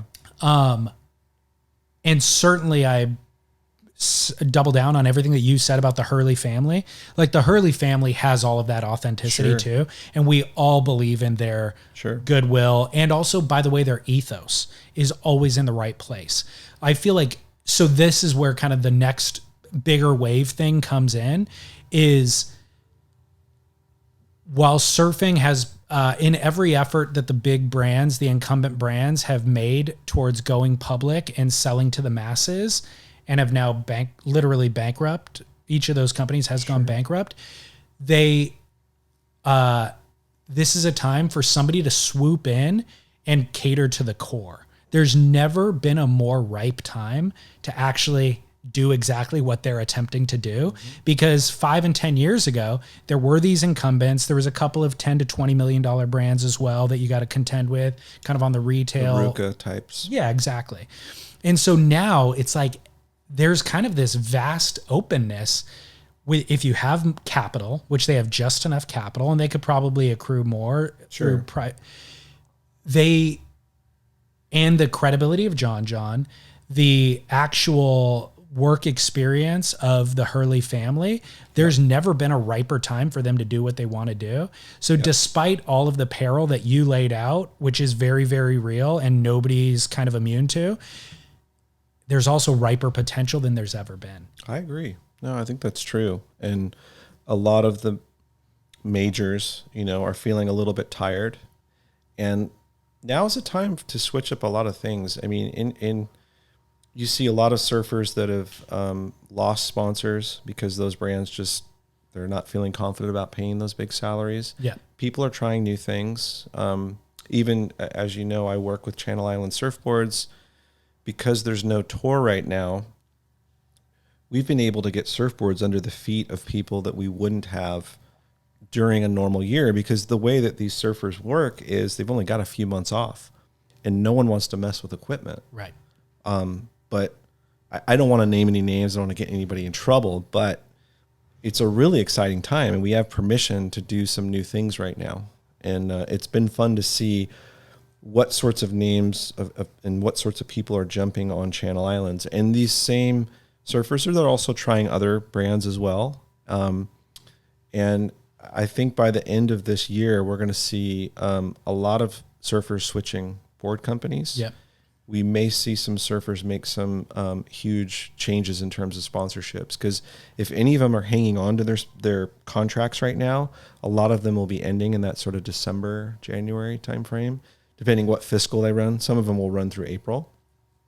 But gosh, I wish John the best, man. I want to see what this stuff looks like. Are there samples of it online? No. So that's my one caveat with all of this, is this release felt really premature. This feels like we got this concept, get excited for what's to come. But dude, unless you have a product line, why bother? Truly, why bother? Give us something. I really feel like the only thing, so Sam McIntosh had an email back and forth with John interview, right, quote unquote, and they posted it on Stab. The only thing that John referenced was hooded rash guards. He goes, oh, me and my brothers have been wearing hooded rash guards and that allows us to surf longer, which he goes, all of my friends make fun of, but the hooded rash guard actually has a place in fishing for sure. Like I could see people Patagonia's surfing. had one forever. Rip Curl, I mean, they've been around. Okay. It's nothing new. Right. But I do think the unveiling of this was premature, and that makes me kind of almost backpedal everything that I said positively a minute ago. It's like, well, so you guys have an idea? Well, from idea to product available on the market is 2 years, probably 18 months. So it's a little premature. It's premature. And even the name feels premature. It's a mouthful. I'm not a Florence fan. Marine X. I was thinking use the name Florence, eliminate the last two letters and put an X there. So you still pronounce it Florence, but it's CX instead of CNE. Like that could be something. My only critique so far, just running just off the cuff here, is just putting the name in it. I just don't think you need the surfer's name. Like, well, you got Hurley's legacy. Hurley's going, it works. Sure. Hurley's saying it works. Yeah. I just, we all have our opinions on this, but it's like Marine X is more interesting to me than Florence Marine X. It's like in anything with branding, marketing, whatever, you want it to just roll off the tongue quickly. Yeah. And so who knows, maybe Flomax will stick, but I hope not for their sake. One thing I do like about it that I think is a smart move is the kind of most successful brands that we've seen, I don't know, even in the last 5 years are not surf specific. Like Right. Salty Crew dabbles in surfing, but they also appeal to the fishermen and this Right. much broader market. Patagonia is a great example. They appeal to this much broader market. A bunch of different sports, but also anybody who aspires to do any of those sports on the weekend wants to buy Patagonia. Surf has always limited itself by being board short centric and wetsuit centric, and then building off of that. I feel like John's thing of kind of ocean mindedness is a Sure. smarter ploy. It's a broader market. I was like, man, I wonder if he's going to go into like sailing gear and Yeah. that kind of stuff. Why wouldn't he? Well, I would recommend he doesn't, because Patagonia did that in the past, and it did not do well. It was called foul weather gear. There were little moments of brilliance. So if you could make it so that, hey, this is stuff you wear sailing, but it's really practical for daily life of just kind of cruising around. If it can have like double purpose, it could work. But the difference is Patagonia's kind of, legacy is in climbing, and they did that really well. John's authentic legacy is in surfing, but also sailing at this point. Yeah. So I think as long as it's true to the brand Sure. and the DNA of the brand, and if John's DNA is sailing, I think he can do successfully what Patagonia did for climbing, maybe. Yeah, I mean, they have a good chance. And knowing, Hurley and the reputation, they probably were able to lure a few employees along that sure. have talent. Because Which right is now, key. Hurley's just making pool toys, literally making pool toys. I mean, The new they're iteration they're of Hurley. toast. Yeah. I mean, they're so done. You think so? I think, You think they're going to hang in there? dude, you and I, when we were kids, our body glove was wetsuits. Now there's body glove beer koozies at Target. There's body glove flotation devices. Everything that I think that's Hurley's move is just have all of those things. They're going to make lily pads. They're going to make life jackets for when you're on your Sea-Doo. Yeah. And they don't give a crap about surfing anymore. They're doing No. So what you said is key, by the way, is there's more talent available right now willing to work for cheaper than there's ever been before. Oh, yeah. So Hurley will absolutely pull the best graphic designers, sales reps, marketing people, executives, the Hurley family, not the Hurley brand, but Kandui Holdings will pull that talent. And again, I think everybody's heart's in the right place. So everybody's made their millions kind of, it's like, hey, let's now do it for the industry. Well, look, we don't know what's going to happen with COVID. Maybe after the election, it will just magically go away, which is definitely a possibility. But I was in the water yesterday with a emergency room doctor, and we were just shooting the shit. And I'm like, okay, tell me, so what's your take on COVID? And like, it seems like it's getting under control. And he's like, no, I don't think it is. And I was like, really? And he's like, yeah, we thought this whole summer was going to be chill. And he lives in LA, but he flies to Miami, works for 10 days and comes back. So he's taking his experience from Florida, where there's a lot of people in air conditioning. There's a lot of reasons of why it's being, why it's so contagious there. And his take is that he's like, I'm not that confident that we're going to have a quote unquote cure for it anytime soon. And so let's just say worst case scenario, if this guy's right, he's thinking it could be a year or two before we get this thing under control and it works its way through. We could be wearing masks and all this stuff for a year or two. Bringing this back to surfing and the business of surfing, this might be boring to some of your listeners, but the surf shops are going off right now. Anybody that's been to a surf shop or knows when their business has been really good. Surfboards are going through like crazy. Everybody that builds boards that I know of is at max capacity. So with sports shut down, schools shut down, jobs shut down, the one thing that we're all able to still do, thankfully, is we can still go to the beach. We're seeing more people than ever surfing, which for a lot of us, and probably the core listeners listening are livid about this, is how crowded it is. Bringing this back to these brands that we're talking about, it'll be interesting to see maybe if he's launching this thing soon, maybe they're going to be able to out of the gate enjoy some of this crazy enthusiasm for surfing. Yeah. And one more thing is, will it end with the unemployment ending, or will it continue because we're not spending our money on these other things? What do you attribute? I know it's certainly when quarantine was at full lockdown, or let's say April through May, you could attribute this spike in sales in surfboards. Retail was closed. Surfboards were doing well through that time. Now retail's back open and retail's seeing a spike. You could attribute it to people having time off, like you said, but also the stimulus check, $1,200.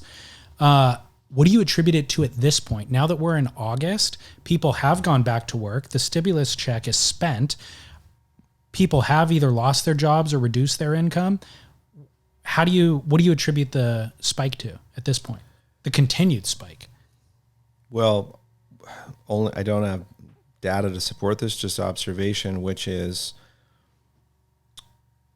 you're not feeling that stoked to go to restaurants or bar. Like, you can't go to bars. You're saving money. You're saving money in myriad ways. Yeah. Your kids are not doing organized sports. Your kids are not going to camp. Your kids are not going to school. If you're a private school person, I don't know. Maybe you're still getting a bill. I'm not sure. But there's a lot of things you're not spending money on. And it's like, shit, we can't do anything. But what we can do is we can go outdoors. I went to go camping with my wife last weekend. We were up in and around the Mammoth area. I'm like, oh, cool. Let's go check this little zone. It's a first come, first serve. It'll be killer. There was gate closed, line up the hill. Everyone's like, turn around, get out of here, because Mammoth was packed to the gills with human beings. So it isn't just the beaches, it's any outdoor space. Anyone who's into fishing or hiking, anyone listening can totally agree that all of our outdoor spaces are full of people, because it's really the only thing that we can do. So we're not spending money on those other things, but we're going to spend money on the camping gear, fishing gear, and most certainly surf gear. Right. Yeah, my buddies are into cycling, and that's the same exact thing. People are buying bikes, $5,000 bikes, totally $10,000 bikes. Totally. And, even, look, I don't want to call this shop out, but there is a certain surf shop in your town that is going to Costco and buying up the wave storms when they come in and bringing them into their surf shop and marking them up another $40-$50. No way. I'll tell you the name off after we get off air. Not my town anymore. I'm in Newport Beach now. Oh, okay. I've relocated. You're not in HB anymore. Okay. No, I had to upgrade, dude. But that shows you right there. That's insane. That's crazy. And by the way, people will spend an extra $30 to not have to go to Costco. Yeah. Who wants to go and stand in line and put on the mask and do all that stuff? We're having family over tomorrow for dinner, and my girlfriend's making chicken enchiladas. And the easiest fix on that is to get the rotisserie chicken from Costco to put in the enchiladas. Yeah. So, by the way, have you had that rotisserie chicken at Costco? I have not. It's phenomenal, and it's literally $5. You can't buy a raw chicken for $5. No. But the rotisserie chicken, it's $5. It's so good. And but it's like, that's the dilemma, is like, God, do we go to Costco on a Saturday to get the chicken? I'm like, well, I can go today on my way home from the podcast, but it's like, no, once you put it in the fridge, it's not as good. And when you reheat it, Just go to your surf shop and get your wave storm if you need one, David. But because I work with Channel Islands, the demand for surfboards and everything we hear from every surf shop is they literally cannot have enough surfboards. I went into a few surf shops in the last week.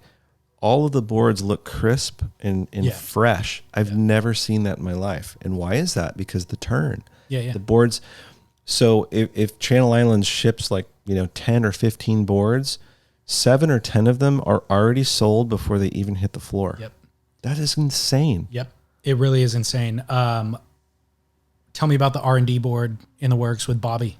Oh, the Bobby Martinez board. Bobby's having a renaissance right now. Yeah, Bobby is. And maybe if you've come across, there's been a post or two of Yaden Nickel riding this tiny little 5.3. I've seen that. Yeah, and so Bobby's still fired up. I mean, he was on the Dirty Water, was that 2 weeks ago? Mm-hmm. And he just came by Channel Islands the other day. He has this little board. It's 5.3. It's a quad. And, if anyone knows the Santa Barbara area, it's beyond flat half of the year. So he's in a lot of little tiny grovel type of waves. And so he wanted a board where he could go to any, beach from Santa Barbara down to, let's say, Ventura and be able to ride a waist-high wave. So they came up with this board that's really fun. He's fired up on it. Looks like Channel Island's going to put it out sometime next year. They're still fine-tuning it. But Yaden saw one of them in the, team rider batch where you kind of have boards circling through. He's like, what is that thing? And as we know, Yaden did the Weirdo Ripper years ago, which was a very popular board. So he's super into that. Bobby still rips. I mean, he's still phenomenal. Chaz and I were talking about Bobby a week or two ago, I guess after Dirty Water. He's really defied whatever, I don't know, if you had a management team right now, he's defied whatever they would tell you to do in terms of like, you need to post 3 times a day or 3 times a week or whatever the number is, and you need to make sure that you're hitting all these targets. Bobby ignores everything. He has no social media. Doesn't even read surf mags or surf mag websites, doesn't watch surfing. He just, presumably from what happened in Dirty Water, what he explained in Dirty Water, and he just surfs when he wants, and he has family and he has personal hobbies, and then he goes surfing and he surfs better than anybody else in the water at any given time, and arguably anybody even on the internet, and that's it, and ignores it. I know. It's so good. How do you keep sponsors? I mean, obviously he's down to just a couple sponsors, but is that the only way he's making a living? Is off Monster and Channel Islands and I don't know what else? That's it. I mean, he's definitely not making a bunch of money from Channel Islands. It's just Monster? It's mostly Monster. And, I think he did well for a number of years and just was smart. A lot of the surfers that are smart, put their money away. They don't just go buy a bunch of trucks. They buy property. And that's really the only way to kind of, and if you have property and put a lot of the money into it, your overhead's low. Yeah. So I think for right now, he's doing okay. Good. I'm glad to see it. It's insane. We love him. And it's crazy at Channel Islands when we, sorry, this might be boring for some people, but when we, let's say, post something of him, because he doesn't post anything, he gets more views and comments than just about anybody we have. I mean, rivals Dane Reynolds, if you can believe that. I do believe it, but it's also because of scarcity. Correct. Because you only post 3, you see 3 clips a year, we all watch it. Correct. Yeah. Whereas Griffin Cole or whatever, I don't know, Aton Osborne probably would be the other example. Like, you're going to post, I don't know, 3 a month. Yeah. I'm not going to watch all 3. I'm going to watch the one that is the best out of those, But Dane Reynolds as well, he's still, while he has that clothing company, his kids have gotten to an age where, you're probably seeing he's putting out more. He's got Chapter 11. I think he slowed down with posting of Chapter 11 just because of everything with BLM and everything that's going on. I think a lot of people just backed off, but he's really engaged, and he's working he's working on a new board with Britt that's pretty sick. It'll be out next year. And he still just wants to ride high performance thrusters. Yeah. I reserve judgment. Like, everybody comes out hot and heavy, like Chapter 11 comes out hot and heavy, or whenever I see a new podcast pop up, Alex Gray, Channel Islands guy, also a friend, he's like, oh, I want to do a podcast, and I always am like, we'll talk in 2 years from now. You know what I mean? Stay with it. Yeah, exactly, dude.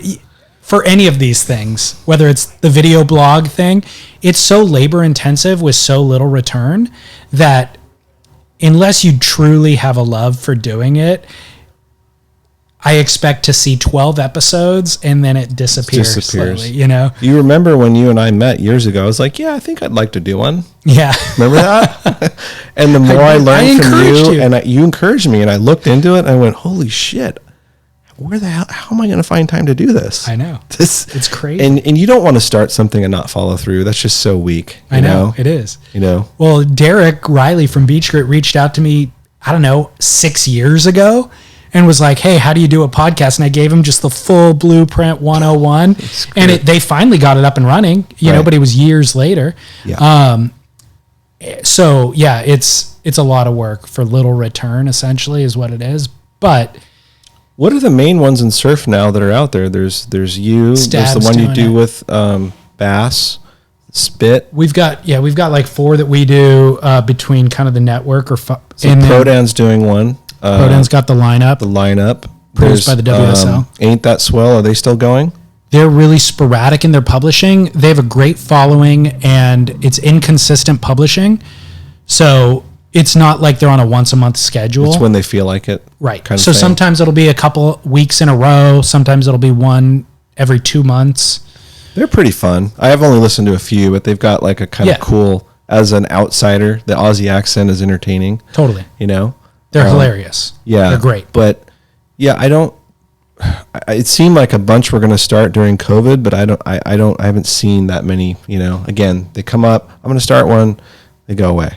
Well, it's there's actually a skill set involved. Thankfully, nobody was listening to me for years that I exercised the muscle.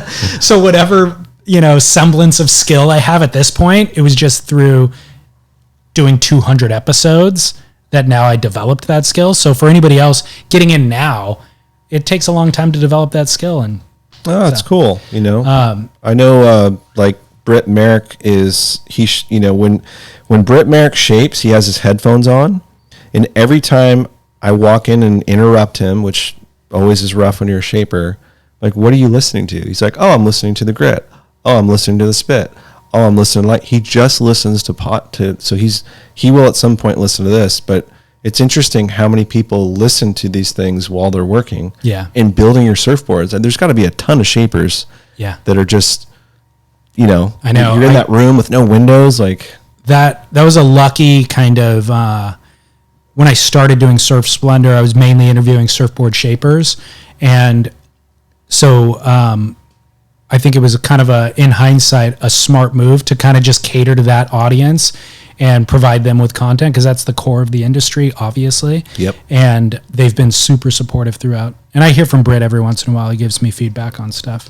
Cool. So, hey, let's go to commercial. We'll come back with Barrel or Nah. Yeah. All right, Devon, we're back from commercial.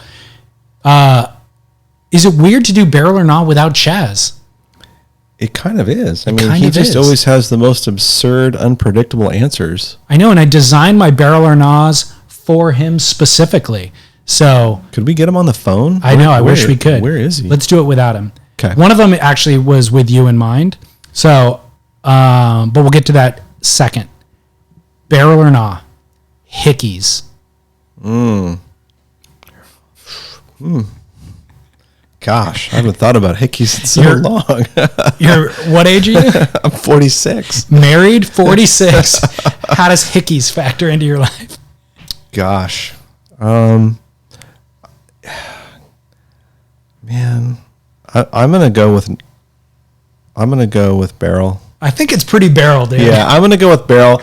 I've thought of just multiple times where, in professional, moments where I've either been a quote unquote manager or being managed, and like being at work and it's like super visible and like everyone's looking at your neck going, dude, are you kidding me? Like a job where you have to interface with the public, like retail or restaurants, it can get a little weird. Totally. But I feel like in this day and age in 2020, it could put a smile on people's faces and remember at the end of the day with all this bullshit going on, like we're human beings and we lust for other human beings, and like, I don't know. It's fun. I think it's a barrel. It's if you're 20 And the example that you gave, there's a little embarrassment there. But if you showed up with a hickey here today, that would have been the greatest moment ever. Like, Devon, you're 46 and married and your wife is sucking on your neck? What? Get it, dude. Like, that is amazing, you know? So it's not barrel if you're a teenager showing up at high school. Right. Actually, maybe that is, because then you like actually hooked up with a chick, which is meaningful in high school. You're legit. Yeah. So college age, no barrel. But before college, after college, hyper barrel. Yeah. Like double up, inside reef, like stand up barrel, spitting out. So I'm going to kind of pivot this question. Chaz would have been the hickeys question. For you, I'll ask, making out with your wife. Like, honestly, how often do you actually make out with your long-term partner at this point? And if you don't, you really should. Yeah, no, making out with your wife's a total barrel. Full barrel, Yeah. dude. Yeah, because People go years they with do go barely years. kissing their wife. I know. I have a good friend whose wife hasn't touched him Are you kidding? in years, not even sex. And that's really sad. They're clearly not going to make it. They're staying together for the kids, but it's really sad. And, you know, some of us grew up seeing our parents embrace one another. I didn't really I love my mom and dad, but they weren't super affectionate. You know, they're just classic. Like, my parents are from Rhode Island, just East Coast, just, you know, blue collar. And my wife's mom and dad always embraced, and they even do today in their early 70s. I'll see them hug and smooch, maybe not fully making out, but I think it's a good thing to show your kids that, especially if you have children. Yeah. Not fully making out tongue and deep throat, but showing like that affection. And then to go to the next step, I think that making out and that feeling, that buzz you get when you're dating. You know, they say that the formula for a good marriage is to continue to treat your partner as though they're your girlfriend or boyfriend. Yeah. Continue dating them. Correct. And if you keep that mindset, you know, and when I look at my wife, who's pregnant, by the way. Congratulations. Yeah, thank you. Big reveal. Yes. Yes, we're having a boy in December. So this is my first child, and hers as well, thankfully. And so, you know, I just think that showing affection is important. And I think about, you know, when we have kids, we're going to soon, it would be nice for them to see that mom and dad love each other, and that's a good message to send. And I think, again, everything going on with all this bullshit we're dealing with, like, the end of the day, love is important. It's such a cliche thing, but it really transcends all of this stuff. And what you know, at the end of the day, what's the human experience is really loving, caring, and sacrificing for another human being. And making out is that ultimate expression. Fully agree. I think everybody has different levels of comfort with showing affection, clearly. But there's a part of me that thinks that the version where you don't show that much affection is actually a dysfunction. Something happened to you at some point in your life where you feel vulnerable and you feel scared of that. Yeah. And so you block that off. And for those people, I almost want to like wrap them up in a hug and force them to feel more comfortable with it. They have a kind of limited range of color that they're seeing in life by not being able to express themselves in this way. And so I think that what you said is accurate, is that it's the ultimate expression. Human connectedness and intimacy and all that sort of stuff is the ultimate feeling. That's like the ultimate human experience. You have Maslow's hierarchy of needs. You have food, shelter, and right with it is intimacy with another human being. And so anything short of being able to express that freely is a reflection of some sort of trauma that interrupted that process. So when it comes to making out, like what the problem is with your intimate partner, your long-term partner, husband, wife, whatever, routine ruins all of that.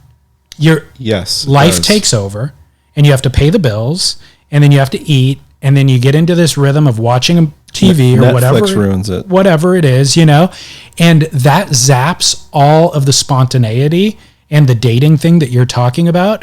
And making out is the quickest state change. It's like taking a cold shower or an ice plunge, like to shake all that up and to reconnect with intimacy.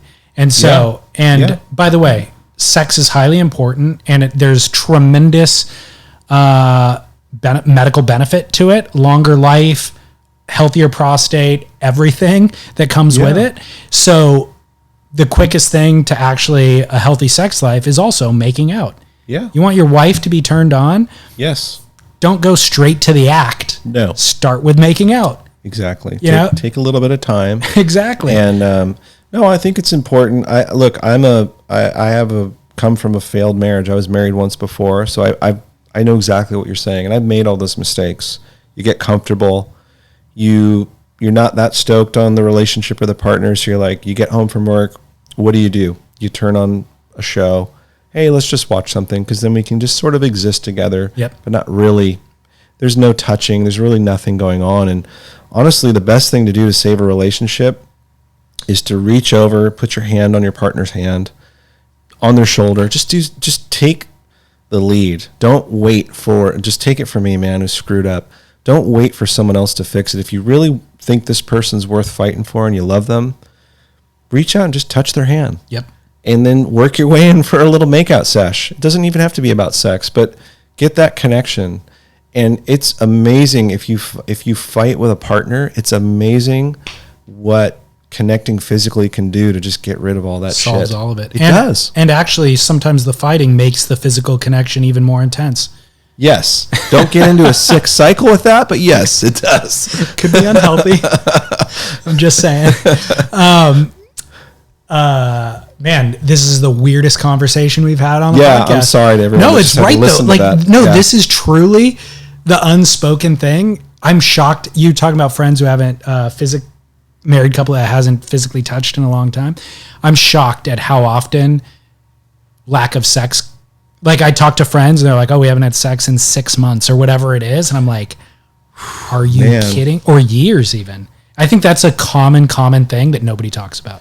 Yeah. And look, let's be honest too, surfing might cause some of this because as surfers, we go off the deep end, man. We screw up relationships. I mean, there's so many people listening right now that know exactly what we're talking about, which is like, man, I surf too much. I go to work, I go surf, I get home, I barely have enough energy to have dinner and then just fall asleep.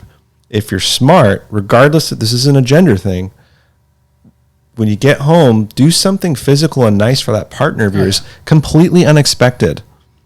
And I find that with surfing, I actually get even more sort of sexually charged. Like I feel like it gives something there that's really interesting, and I recommend you share that with your partner. They'll like it. Physical activity. Yeah. Look, if the antithesis of that is sitting around and being lethargic all day, you're going to have zero libido. If it's being outside and getting in cold water is also just physical activity will charge your libido.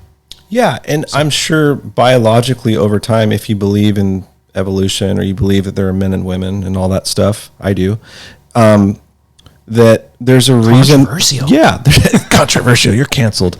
There are these chemicals that come for men and women that there's a reason why, we stick together, right? And we're among the few species that continue to have sex long after childbirth. Yeah. And I'm from things I've read and what I believe is that's part of like keeping us together, keeping someone around as a partner, whether that's protection or company or whatever it is. And so just know that exists and tap into it and enjoy the benefits. Enjoy. One final question on this before we can move on to the other barrel or not. What's your wife's name? Caitlin, right? Caitlin. Do you ever call her Caitlin? I do. Yeah. I call her Kate more often than not, but I do call her Caitlin. Yeah. But do you actually call her Kate? Do you call her honey, babe, all that stuff? Do you actually be like, "Hey, Kate, I love you," or "Hey, Kate, what's for dinner"? It's almost awkward to use the full name or to use their proper name. Yeah, not often. No, I mean, Do it. Yeah. It's fun. Okay, I'll try that. Yeah. It's fun. Not that it creates intimacy or anything. It's just, it's weird to call your partner by their actual name. You say it so infrequently to them. You say it to your friends all the time, but you say it'll catch her off guard. I guarantee she'll look at you like, what? Yeah, I don't use babe and those sort of pet names very much, but that's not our thing. But I think often Caitlin. But I'll think about that. I'm gonna have to just to throw that one. Yeah. I'm gonna mix things up. Barrel or nah? Traction pad on a mid-length. Total nah. Total nah. Total nah. Wow, such conviction. Man, I saw one yesterday. This is so weird you're asking this. I saw one yesterday, and it was, I looked at it. It was one of the Channel Island midboards, and it had one of those, is it Octopus is Real? Yeah. Or is that brand?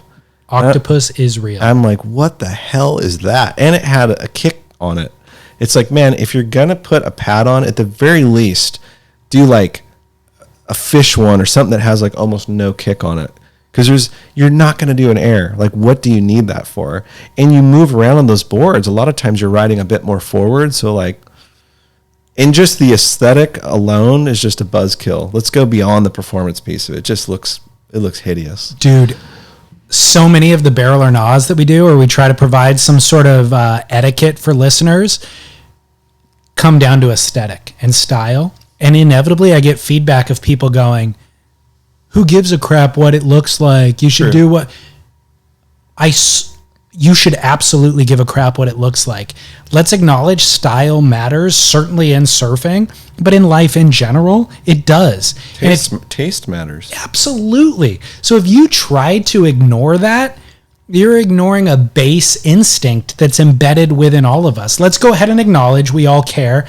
We have a preference of like a sexual partner preference based on aesthetic, and we also factor in personality and all these other things, but aesthetic matters. And so on the mid-length, it just looks wrong. The traction pad looks wrong. Secondly, it doesn't serve a functional purpose. Your foot is never centered over the back fin on a mid-length. No. I mean, there's never a moment. Yeah, just forward of the back fin. If you have a twin fin, over the fins, perhaps. If you have a 2+1, over the side bites, but not way back there. No. It's not going to happen. There's never a need for that. No. Could you imagine a front traction on a mid-length? That's blasphemy. I mean, it looks great on a, neckbeard 2 or something, but it's only not. If you're doing an air rev. Yeah, if you're doing an air, but no, it's not needed. And I always think about, when someone says like, who cares? Well, for sure, dude. Like surfing, you can do whatever you want, but we're talking about our belief system and what our opinion is. And I think like just when we look around this room we're in at Album Surfboards, which is, they have a nice establishment here. They have nice furniture. They have some nice art on the wall. And I think style matters. I think taste matters. And I don't think you need to lose that. I always love seeing people that are in their 70s or 80s and still have like a vibe. Like they're wearing a nice suit, or they can appreciate good music. And I don't think you need to ever lose taste or style, no matter how old you are or what stage of life you're in. Love it. I'm shocked at how well that segues with barrel or nah number 3. What are we going to now? Muscly old men. Muscly old men. Barrel or nah? What the hell? Muscly is this old one? men. What is there a backstory? Like, why are we? Laird Hamilton. Okay. It's got too much muscle, dude. It's like, I'm all for fitness, but it's too muscular, and then there's skin that's sagging on top of the muscle. It looks weird. Arnold Schwarzenegger is another one where it's like, God, it just looks weird. Yeah, I it guess looks weird.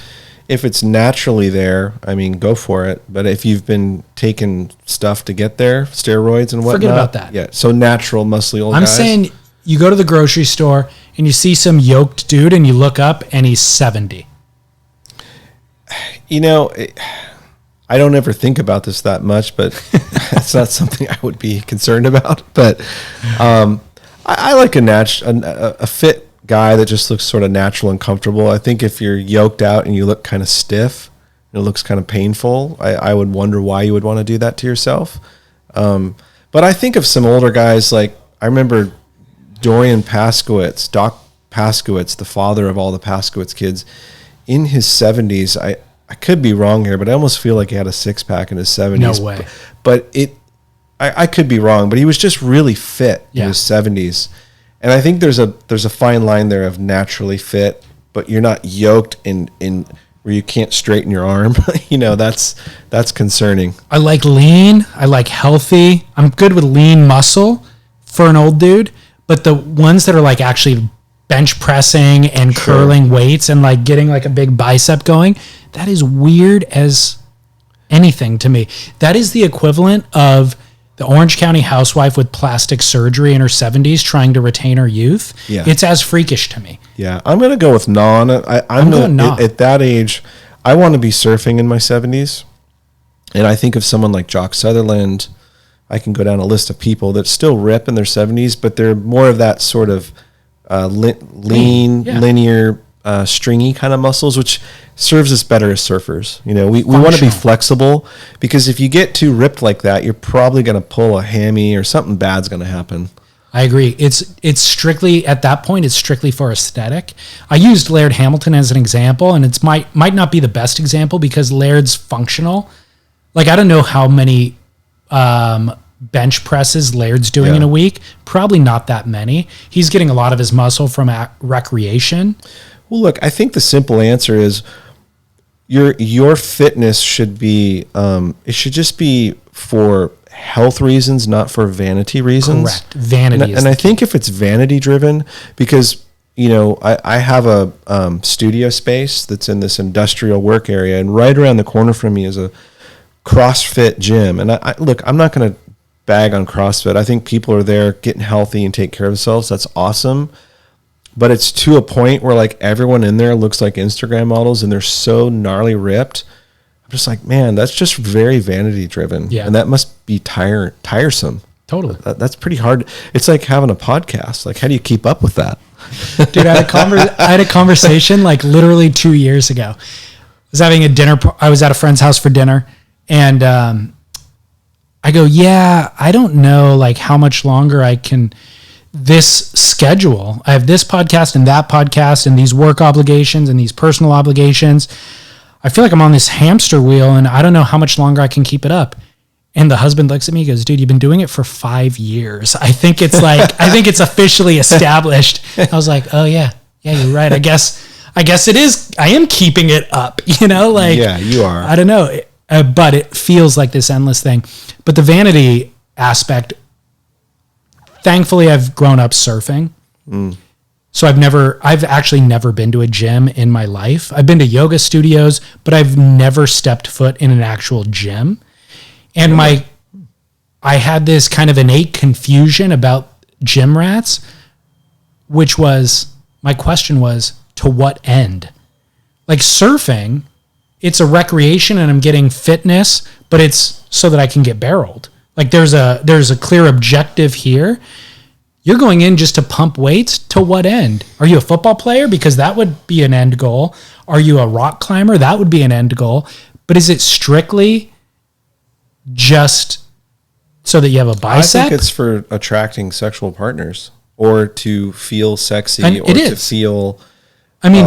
I'll give you an example. Like, I used to go to Brazil a lot, and in Rio especially, people work out, half of the year they work out specifically so they look hot as fuck for the beach. It is why they do it. Right. To look good. And you go on that beach in Ipanema, and there's a section of the beach where you better be hot as fuck or you need to get out of there, and you can see down the beach is where all the fat people are. No joke. The Brazilians that are listening know exactly what I'm talking about. And that's like kind of weird, to culturally for us, I think it's just hard to identify of like, we're exercising for fun. Surfing is obviously pretty pointless exercise. It's a diversion. This is why I hate when people talk and bring politics out in the water and talk about selling their houses and shit. It's like, dude, we're out here to disconnect. We can talk on land all day. Yeah. And there really is no point to this. However, there are some goals like getting barrel. I said getting barreled, doing an air, those sorts of things, or hanging 10. Those are goals we can work toward. And I don't want to sound like, hey, we're better than gym rats. I don't want to come off that way. Better than gym rats. But I don't believe that we're doing it for vanity reasons. Although you could argue, I had a friend who said, look, if you surf at crowded breaks, the only reason you surf there is because you want people to watch you rip. And I was like, that's a good point. I didn't think that was the reason, but he's like, well, why would you go out there? And because I surfed really crowded breaks, like the main popular ones of Southern California, I've always looked at it personally as that is the best wave breaking in Southern California. Oh, and why is Mike Parsons here? Oh, why is Ricky Schaefer here? Like, why are all the same people that they're after the same thing I am? We're not here because we want people to watch us rip. It's like, no, that's the best wave. In Southern California, I drove 2 hours. If you're not really concerned about vanity in your surfing, you go surf up the beach at North Torrey Pines where it's super shitty. But I'm like, man, I can't surf a closeout when I know that I could go to that point break and get like a 200-yard ride. Right. So hopefully we're not doing it for vanity, David. I think it's a personal pursuit for sure that might be frivolous. And there might be some narcissism kind of embedded in there, but it's not, I don't think of it as for vanity. Like I'm doing it only for me. But I think that through kind of bettering me and feeling more healthy and enlightened as an individual, I can be a better husband, I can be a better father, I can be a better son, I could be a better employee, all that stuff. Sure. So it's, if the gym rat is doing it so that they, feel... Get that release, that cathartic... and get the dopamine hit and all that sort of stuff to be a better person, that makes sense. But if it's strictly to have a bicep to flex on Instagram, that's actually detrimental. That's only going to rot your soul. Yeah, it's for their dating apps. So they look good in those photos. Yeah. Well, this has been an enlightening episode. Unfortunately, our birthday partner had to bail early, but it was wonderful nevertheless. Thanks for making the drive. We got to enjoy. I've never had 2 shots before noon in my life, so thank you for sharing that with me. It's been fun. I'm glad to. I'm honored. It was very, very good. Shout out to Jose Cuervo. That was So I drink wine, obviously, is kind of come from a wine background, but I do drink spirits and cocktails as well. A fine tequila is my go-to for like a Friday night, get home from work.